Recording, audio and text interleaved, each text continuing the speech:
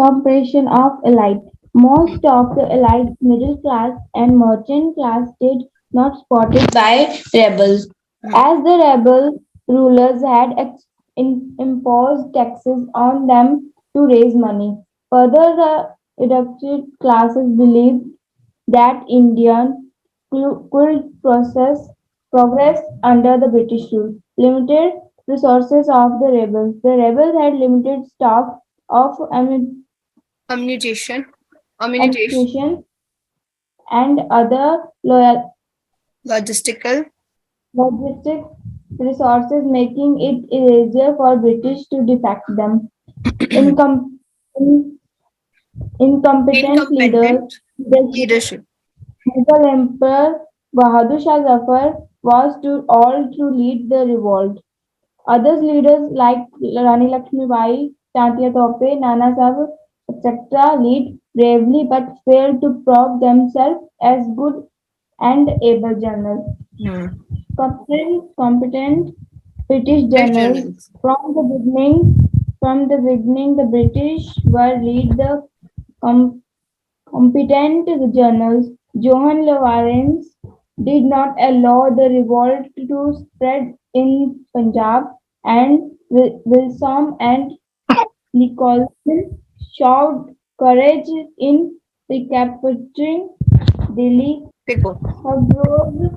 And campaign of the rebellion in the Awadh. ठीक है, अब देखो यहाँ पर रीजंस ऑफ फेलियर बता रखा है 1857. पहली बात तो जो डिसाइडेड डेट थी उससे पहले आपका जो है रिवोल्ट स्टार्ट हुआ, first reason. Second, lack of the corporation of elite, मतलब जो एलाइट क्लासेस थी, मतलब मोस्ट ऑफ द एलाइट जो मतलब रिच पीपल थे या फिर आपके इंपॉर्टेंट क्लास थी, ठीक है, जिसे हम कह सकते हैं high class, middle class and the merchant class, ठीक है, did not support the rebels. उन्होंने सपोर्ट नहीं किया रिबल को. उन्होंने कहा कि जो रूलर्स हैं, मतलब वो उनके ऊपर जो रिबल ग्रुप था ना, जो मतलब कि उनके ऊपर टैक्सेस लगाता था टू रेज द मनी, ठीक है, तो उन्होंने देखा कि जो एजुकेटेड क्लास, उन्होंने बिलीव किया कि इंडिया प्रोग्रेस कब करेगी, जब ब्रिटिश रूल के अंडर रहेगी, क्योंकि वो टेक्नोलॉजी को एंटर करवा रहे हैं, वो एजुकेशन जो है वो फास्ट करवा रहे हैं, एजुकेशन पे फोकस कर रहे हैं Britishers. Limited resources of the rebels. Actually जो हमारे पास 1857 के टाइम के जो लीडर्स थे वो सारे के सारे ब्रेव थे, बट उनके पास बेटा टेक्नोलॉजी नहीं थी, अम्यूनिटीज नहीं थी, ठीक है, वेपन्स नहीं थे, ठीक है, और एकदम न्यू टेक्नोलॉजी के वेपन्स नहीं थे, ठीक है. उस टाइम हम तभी भी स्वॉर्ड्स वगैरह या फिर आपके क्या कहते हैं तीर वगैरह से काम कर रहे थे, जो धनुष्मान वगैरह, उनसे ज्यादा हम लोगों के पास, हमारे पास ऐसे ज्यादा मतलब टेक्नोलॉजी वाले राइफल्स वगैरह ये सब चीजें नहीं थी, जो कि यूरोपियंस के पास थी, ठीक है. इस वजह से इजियर हो गया ब्रिटिशर्स को हमें डिफीट करना, ठीक है. हाँ जी. Incompetent leadership. Mughal empire, Bahadur Shah Zafar, देखो बहादुर शाह जफर को तो जबरदस्ती बनाया गया था, एक हेड बनाया गया था, वो तो बहुत ज्यादा ओल्ड थे, वो इतने इनकम्पिटेंट भी नहीं थे. वो हमारे मेन द सेंटर ऑफ जो सेंटर ऑफ द रिवोल्ट हमने माना था दिल्ली को, हम लोगों ने बाद में हेडक्वार्टर बनाया था, वहां पे वो लीड कर रहे, तो काफी ओल्ड थे और इतने ज्यादा कम्पिटेंट नहीं थे उस टाइम पर, ठीक है. उसके बाद जो लीडर्स थे, रानी लक्ष्मीबाई, तांत्या तोपे, नाना साहेब एक्सेट्रा, जो है इन्होंने अच्छी तरीके से मतलब ब्रेव तो थे, but failed to prove themselves as a good and able general, ठीक है.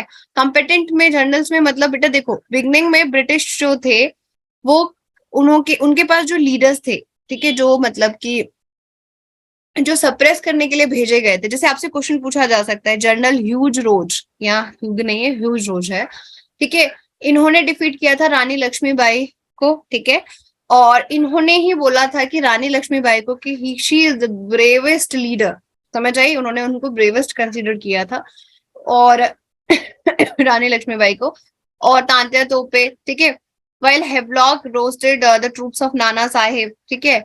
उसके बाद जनरल नील, ठीक है, इन्होंने कब किया था, अवध में, मतलब ये सारे के सारे जो थे काफी ज्यादा मतलब निकोलसन, ये सब जो है इन्होंने दिल्ली को कैप्चर किया था. इंपॉर्टेंट है, ये आपसे पूछा जा सकता है किस किस ने सप्रेस किया कहां पर, जैसे सबसे इंपॉर्टेंट निकोलसन, जनरल ह्यूज रोज, ठीक है, जनरल नील, ये सारे इंपॉर्टेंट है. समझ आई मेरी बात. ये सारे के सारे इंपॉर्टेंट लीडर्स हैं जिन्होंने मतलब जनरल्स हैं जिन्होंने एक्चुअली कर्ब किया, जिन्होंने इसको दबा दिया था, ठीक है.